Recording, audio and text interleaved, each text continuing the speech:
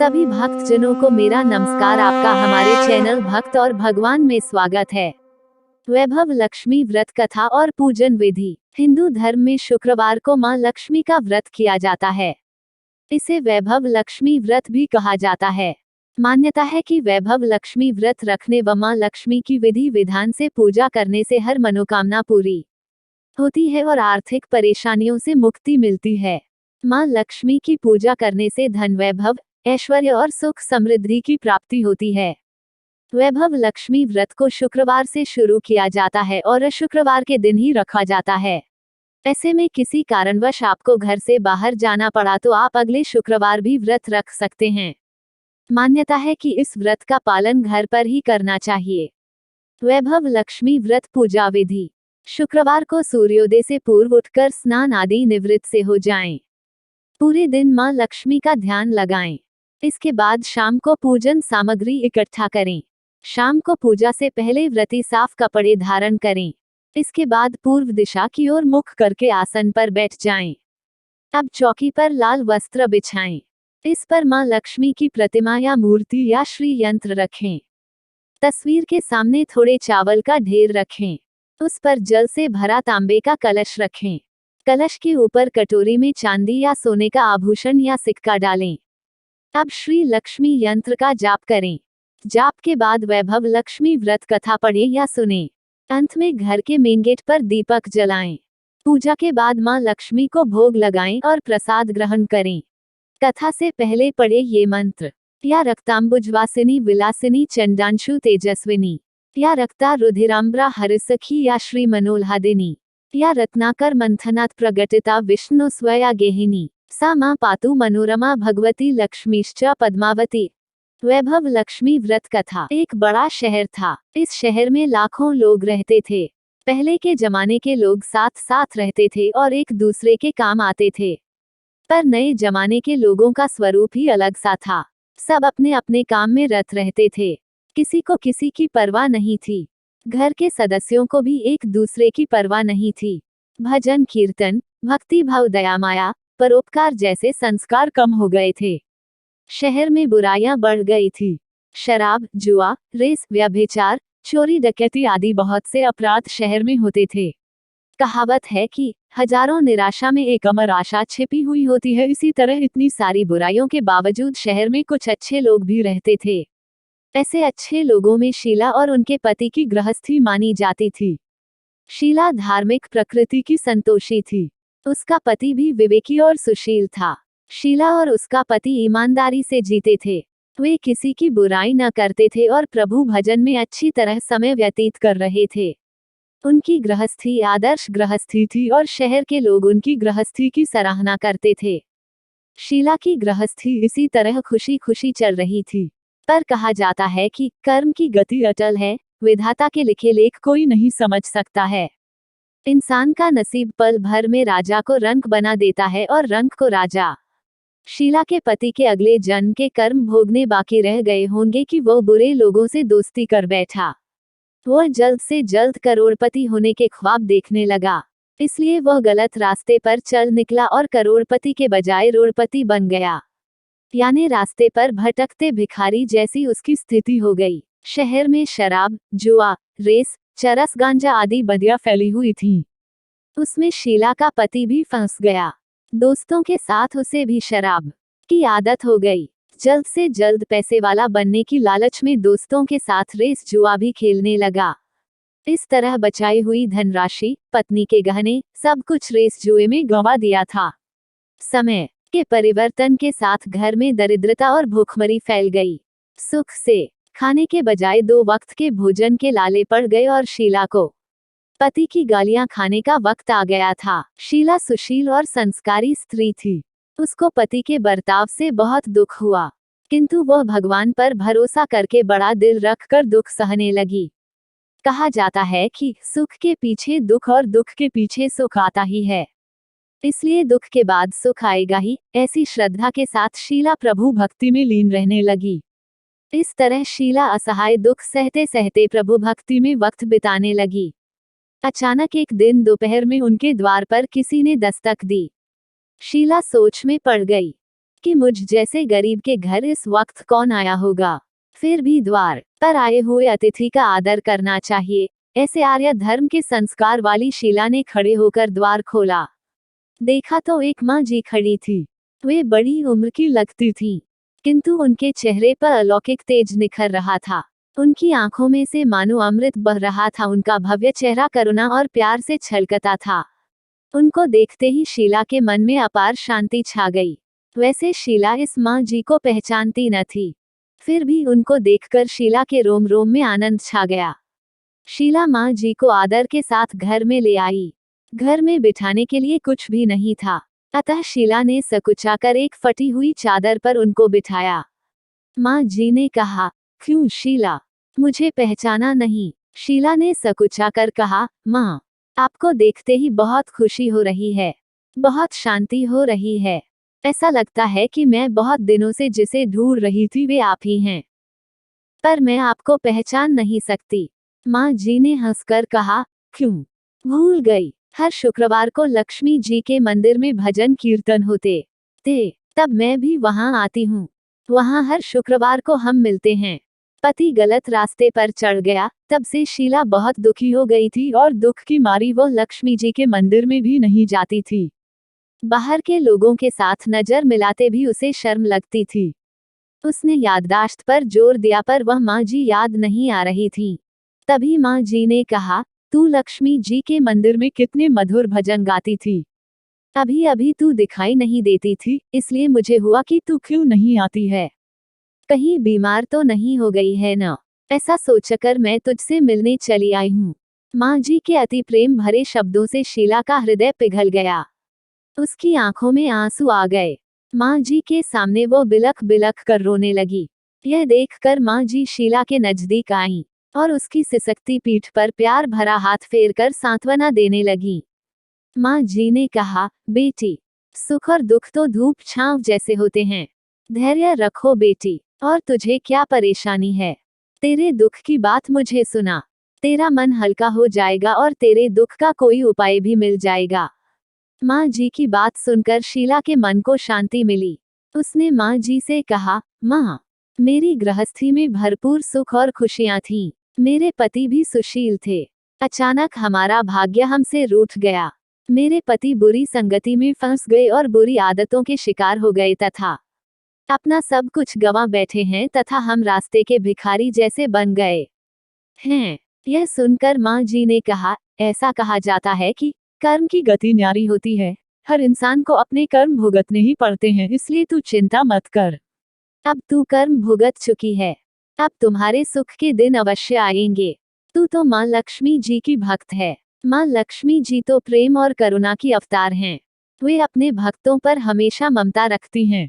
इसलिए तू धैर्य रखकर माँ लक्ष्मी जी का व्रत कर, इससे सब कुछ ठीक हो जाएगा। माँ लक्ष्मी जी का व्रत करने की बात सुनकर शीला के चेहरे पर चमक आ गई। उसने पूछा, माँ, लक्ष्मी जी का व्रत कैसे किया जाता है, वह मुझे समझाइए।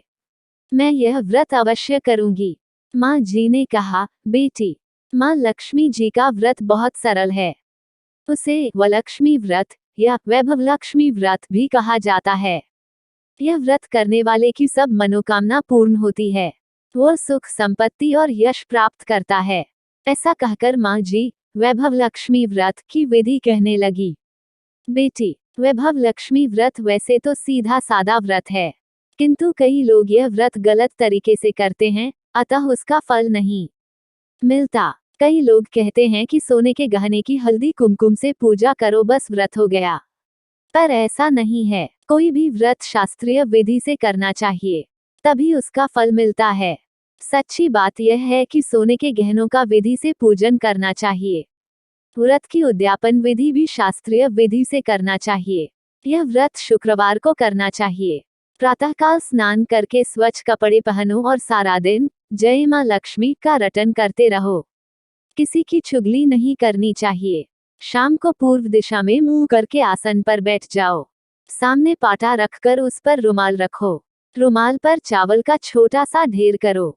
उस ढेर पर पानी से भरा तांबे का कलश रखकर कलश पर एक कटोरी रखो। उस कटोरी में एक सोने का गहना रखो। सोने का ना हो तो चांदी का भी चलेगा, चांदी का ना हो तो नकद रुपया भी चलेगा। बाद में घी का दीपक जलाकर अगरबत्ती सुलगा कर रखो। माँ लक्ष्मी जी के बहुत स्वरूप हैं और माँ लक्ष्मी जी को श्रीयंत्र अति प्रिय है। अतः वैभव लक्ष्मी में पूजन विधि करते वक्त सर्वप्रथम श्रीयंत्र और लक्ष्मी जी के विविध स्वरूपों का सच्चे दिल से दर्शन करो। उसके बाद लक्ष्मी स्तवन का पाठ करो। बाद में कटोरी में रखे हुए गहने या रुपये को हल्दी कुमकुम और चावल चढ़ाकर पूजा करो और लाल रंग का फूल चढ़ाओ। शाम को कोई मीठी चीज बनाकर उसका प्रसाद रखो। न हो सके तो शक्कर या गुड़ भी चल सकता है। फिर आरती करके 11 बार सच्चे हृदय से जय मां लक्ष्मी बोलो। बाद में 11 या 21 शुक्रवार यह व्रत करने का दृढ़ संकल्प मां के सामने करो और आपकी जो मनोकामना हो वो पूरी करने को मां लक्ष्मी जी से विनती करो। फिर मां का प्रसाद बांट दो और थोड़ा प्रसाद अपने लिए रख लो। अगर आप में शक्ति हो तो सारा दिन उपवास रखो और सिर्फ प्रसाद खाकर शुक्रवार का व्रत करो। न शक्ति हो तो एक बार शाम को प्रसाद ग्रहण करते समय खाना खा लो। अगर थोड़ी शक्ति भी न हो तो 2 बार भोजन कर सकते हैं। बाद में कटोरी में रखा गहना या रुपया ले लो। कलश का पानी तुलसी की क्यारी में डाल दो और चावल पक्षियों को डाल दो। इसी तरह शास्त्रीय विधि से व्रत करने से उसका फल अवश्य मिलता है। इस व्रत के प्रभाव से सब प्रकार की विपत्ति दूर होकर आदमी मालामाल हो जाता है। संतान न हो तो संतान प्राप्ति होती है। सौभाग्यवती स्त्री का सौभाग्य अखंड रहता है। कुमारी लड़की को मनभावन पति मिलता है। शीला यह सुनकर आनंदित हो गई। फिर पूछा, माँ, आपने वैभव लक्ष्मी व्रत की जो शास्त्रीय विधि बताई है वैसे मैं अवश्य करूंगी, किंतु उसकी उद्यापन विधि किस तरह करनी चाहिए यह भी कृपा करके सुनाइए। माँ जी ने कहा, 11 या 21 जो मन्नत मानी हो उतने शुक्रवार यह वैभव लक्ष्मी व्रत पूरी श्रद्धा और भावना से करना चाहिए। व्रत के आखिरी शुक्रवार को खीर और नैवेद्य रखो। पूजन विधि हर शुक्रवार को करते हैं वैसे ही करनी चाहिए।